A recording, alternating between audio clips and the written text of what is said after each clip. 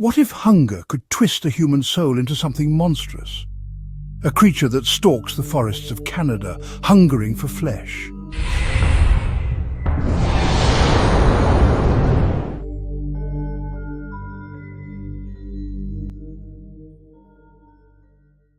Deep within the oral traditions of the First Nations peoples of North America, particularly the Algonquin-speaking tribes like the Ojibwe, the Cree and the Innu, there exists a legend born from the harshest realities of life in the frozen north. Its origins are rooted in the vast, unforgiving wilderness of the Great Lakes region and the Canadian Shield, a landscape of dense forests and brutal winters where survival was a daily struggle. This is the story of the Wendigo, a name often translated as the evil spirit that devours mankind.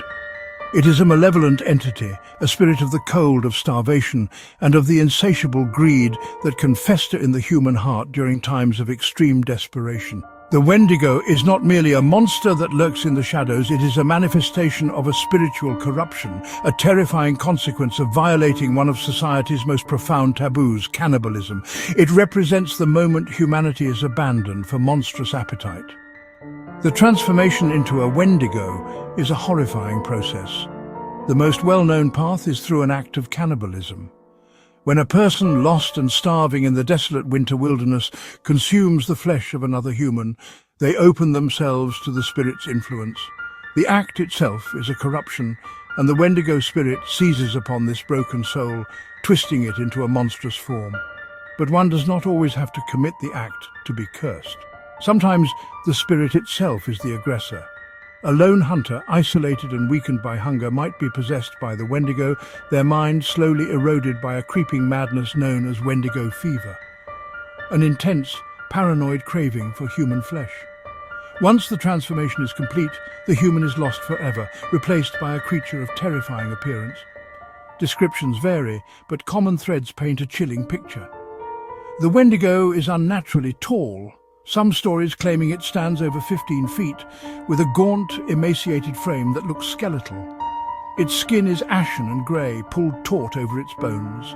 Its eyes are a focal point of terror, pushed back deep into their sockets or glowing with a malevolent coal-red light.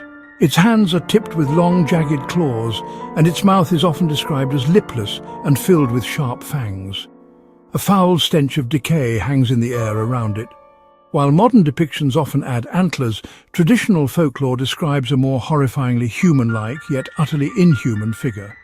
The creature's most defining characteristic is its curse, an insatiable, all-consuming hunger. This is the central paradox of the Wendigo's existence. With every victim it devours, it grows larger, and yet its hunger only intensifies. It is a being trapped in an eternal state of starvation, a physical embodiment of unending greed. This hunger is not just for flesh, but for life itself, driving it to hunt relentlessly through the frozen forests. It can never be full, never be satisfied, doomed to an eternity of craving. To aid its endless hunt, the Wendigo possesses supernatural abilities. It has immense strength and a speed that defies its skeletal appearance. Its senses are unnaturally sharp.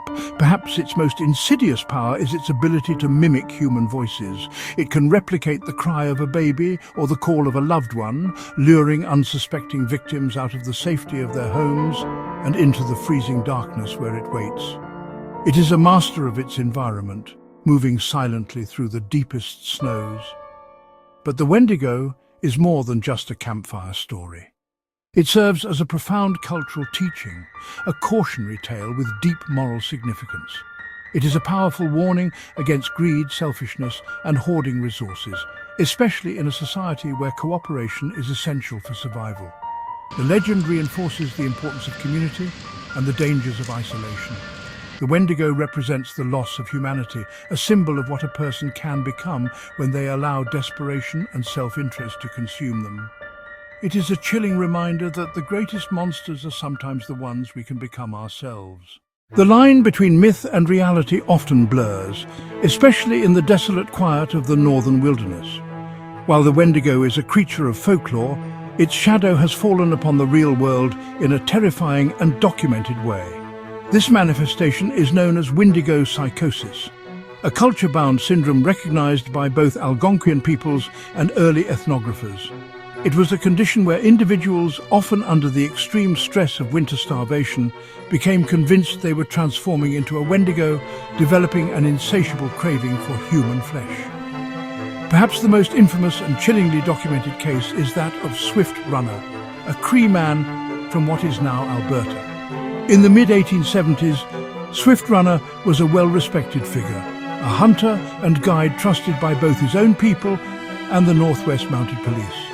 But the brutal winter of 1878 would forever change his legacy, twisting it into a cautionary tale of ultimate horror. That winter, Swift Runner and his family, his wife, 6 children, his mother-in-law and brother, were isolated in their camp, miles from the nearest Hudson's Bay Company post. As the snows deepened and game disappeared, desperation set in. In the spring of 1879, Swift Runner appeared alone at a Catholic mission, looking gaunt but alive. He claimed his entire family had tragically starved to death. But his story didn't add up. He seemed too well fed for a man who had supposedly watched 9 family members perish from hunger. Suspicions led the mounted police back to his deserted camp. What they found was a scene of unimaginable carnage. The camp littered with human bones, cracked open for their marrow. Swift Runner eventually confessed, but his confession was not one of simple survival cannibalism. He claimed he had been possessed by a Wendigo spirit, which had driven him to murder and consume his own family. He was tried for murder, and throughout the proceedings, he maintained that the Wendigo was to blame. In December 1879, Swift Runner was executed by hanging, leaving behind a story that solidified the Wendigo's place in Canadian criminal history. But Swift Runner's case wasn't an isolated incident. The fear of Wendigo psychosis was so real that communities had their own ways of dealing with it. This responsibility often fell to shamans or spiritual leaders, known as Wendigo hunters. The most famous of these was Jack Fiddler, an OG Cree shaman from the Sucker clan in northern Ontario. Over his lifetime, Fiddler claimed to have defeated 14 Wendigos. These weren't mythical beasts. They were members of his own community who were believed to be in the final dangerous stages of the psychosis, on the verge of becoming cannibalistic monsters. For the OG Cree, Fiddler's actions were a form of mercy, a spiritual necessity to save the person's soul from eternal damnation as a Wendigo and to protect the rest of the tribe. The ritual often involved a ceremonial execution before the transformation was complete. However, this indigenous law clashed violently with the encroaching Canadian colonial law. In 1907, Jack Fiddler and his brother Joseph were arrested by the Northwest Mounted Police for the murder of a woman they claimed was turning. The case became a symbol of the tragic misunderstanding between 2 vastly different cultures and legal systems. Facing a trial he could not comprehend, Jack Fiddler escaped his cell and took his own life. These historical accounts, preserved in missionary journals, trading post ledgers and police records, paint a grim picture of how a mythological creature could become a terrifying reality under the pressures of isolation and starvation. The official diagnoses of Wendigo psychosis have all but disappeared with the end of the fur trade era and the increased connectivity of northern communities. But does that mean the Wendigo itself has vanished? Or has the spirit of insatiable hunger and isolation simply retreated deeper into the shadows of the forest, waiting for new ways to manifest in the modern world? Campers and hunters report strange humanoid figures in the forests of Ontario and Quebec. Internet creepypastas keep the legend alive, but many are rooted in real accounts. Some treat it as folklore, others swear they've seen something stalking them. But the Wendigo is far more than a simple monster lurking in the shadows. It is a powerful and enduring symbol, a profound cautionary tale woven into the very fabric of the northern wilderness. At its core, the legend is a stark warning against the corrupting influence of greed. The insatiable hunger of the Wendigo mirrors the human desire for more food, more power, more possessions, a hunger that, left unchecked, devours the soul, leaving only a hollow, ravenous shell. It also speaks to the profound dangers of isolation, how the crushing loneliness of the vast, unforgiving landscape can erode one's spirit, pushing a person to the brink of madness and desperation.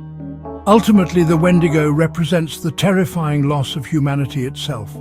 The act of cannibalism, the ultimate taboo, is not just a physical act of survival.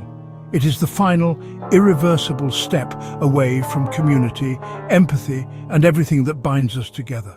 The monstrous transformation is a physical manifestation of a spiritual death, a chilling reminder that the monster we should fear most is not an external beast, but the one that can awaken deep within ourselves when we are faced with the darkest of choices. This is why the story of the Wendigo has been whispered around campfires for generations. A chilling legend that refuses to fade. It remains a cultural anchor, a moral compass in a world that can feel cold and isolating. So the next time you find yourself deep in the snowy woods, when the sun dips below the horizon and the trees cast long, skeletal shadows, listen. When you hear that faint, unnatural sound carried on the wind, a snap of a twig, a whisper that isn't a whisper, pause and ask yourself, is it just the forest settling for the night? Or has the insatiable hunger of the Wendigo finally found you? If you enjoyed this video, please like, comment and subscribe for more creepy tales.